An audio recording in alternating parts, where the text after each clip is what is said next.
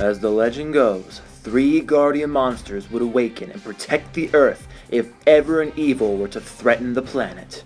Baragon, guardian of the Earth, or ground I guess, Mothra, guardian of the sea, and Ghidorah, guardian of the sky. Do these 3 guardian spirits stand a chance against a gigantic, cold-blooded killing, undead manifestation of evil and atomic war that just so happens to be resurrected by the lost souls of World War II as a means of revenge against the people of today who have forgotten about the sacrifices of World War II?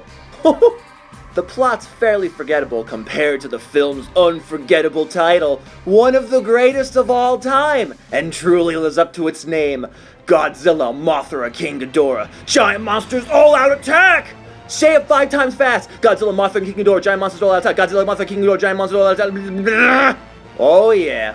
But it should also be noted that this film is another reboot, ignoring every Godzilla installment except the 1954 original.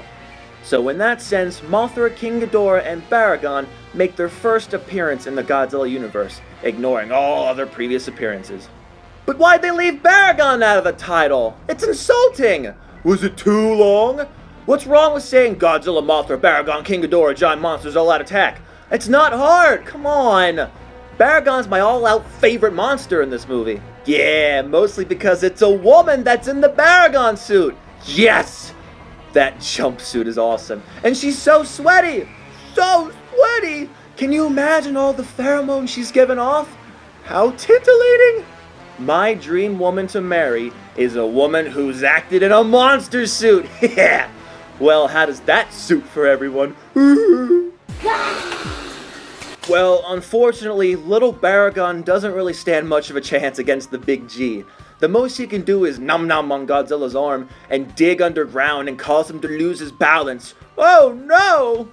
It's really no contest. Godzilla's twice the size of Baragon, and he's just too badass, comically smashing Baragon's face with his foot like he's stomping out an ant, and then simply blowing him up with his atomic breath. Well, I use the term simply very lightly. Speaking of Godzilla, I have to say, I'm not sure if I love the Godzilla design or find it laughable. At times with those undead, lifeless eyes, he appears genuinely scary. But then he looks and runs like an old man with a vajummic, wearing his pants up to his shoulders and shuffling to make it to the bathroom in time. At least that's how I see it. Anyway, round 2 features a 2-on-1 battle, Godzilla vs. Mothra and Ghidorah, who is a good guy for once, and much smaller, but that's done on purpose to make Godzilla more imposing. Ghidorah sort of gets his ass kicked, but Mothra holds her own for a bit. One of her new abilities is that she can shoot quills that nearly poison the Big G to death. And of course, it wouldn't be a Mothra vs. Godzilla movie if she didn't take the time to spruce up Godzilla's luscious locks of hair. Yeah! Oh, I love it! Round 3 is Godzilla vs. King Ghidorah. Ooh, now we're not messing around. But unfortunately, most of this fight takes place in the water. But you want to know how Godzilla meets his end in this film? Oh, it's so moronic, it's genius. Some guy manages to pilot a submarine into Godzilla, then drill out of his shoulder, and when Godzilla attempts to emit his radioactive beam, he literally burns himself from the inside out. But I'm not blowing any hot air, ooh, it's so clever, by stating this to be one of my favorite, if not my favorite Godzilla movie. Do I think it's the best Godzilla movie? No, we're entitled to our opinions. But watching these kaiju films chronologically, crammed into a short amount of time, they start to feel redundant and it wears on you pretty quickly. But this film's uniqueness jolted me awake like a towel being snapped to my bum bum. This is one of those rare Godzilla moments where it feels like I'm watching a sci-fi movie and not a Godzilla movie. It's kinda cool. For once, there's no bullcrap of having to wait 40, 50, 60 minutes for the monsters to show up. We're right in the action. The editing mixes things up a bit, at times trying to be artsy and even push for a Tarantino-esque style.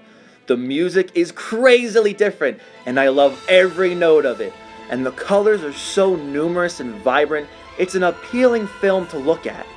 And for a film that involves a lot of fantastical elements, it's probably one of the most realistic and explicit in showing people dying.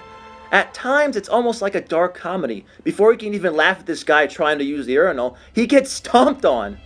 Okay, what a cruel joke. But what's a real stainer is that this is Baragon Stuntwoman's only movie. Come on. At least according to her IMDb credits. Aww. You know what though? I'd still love to get an autograph from her. That would be so awesome. Yeah, my heart's racing now. It raised my pheromones through the roof.